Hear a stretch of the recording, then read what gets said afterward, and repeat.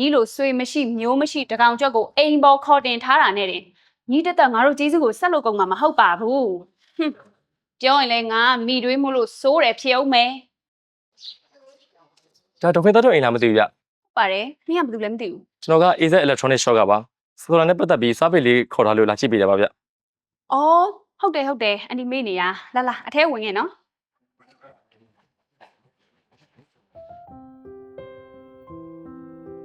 ဟဲ့တို့မျက်နှာတွေကဘာဖြစ်နေကြတာလဲ ဘာမှမဖြစ်ပါဘူး ဘာမှဖြစ်ပါဘူး service လာပြင်တာဆိုလာတွေ inverter တွေမဟုတ်ဘဲနေတို့မျက်နှာတွေဖြစ်သွားမယ်နော်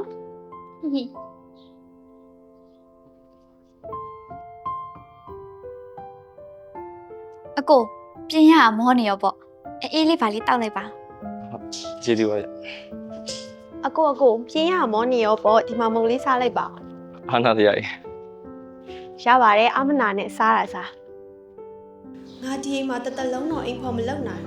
ဒီအကိုကိုပိုင်ကြံလိုက်ရင်တော့ပွဲသိမ့်ပြီ ဟဲ့မေဖြူဒီမှာ service ကပြင်လို့ပြီးနေပြီ coffee လေးပါလေးသွားဖြော်လေးဟဲ့ညီတို့ဆိုဒီမှာလဲနော်ပြောနေရတာလိုက်ကန်းစိုးကိုမသိဘူးသွား ဟုတ်မမေသွားဖြော်လိုက်ပါမယ် ဟဲ့မိဖြူကော်ဖီကိုငါဖြော်လိုက်မယ်ညချလို့ဆက်ချတောက်လို့ဖြစ်တော့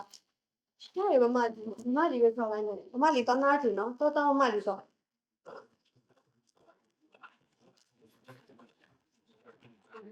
အကိုဒီမှာကော်ဖီလေးတောက်ပါ ဒါကြီးကပိုကောင်းနေဒါလေးတော့ ဟုတ် မဟုတ်ဘူးဒါတောက် ဒါကြီးကပိုကောင်းပါ အမလေးတော့ဟဲ့ဒီလိုဘယ်လိုလုပ်တာလဲဒီမှာပူရီလောင်းကုန်ပြီ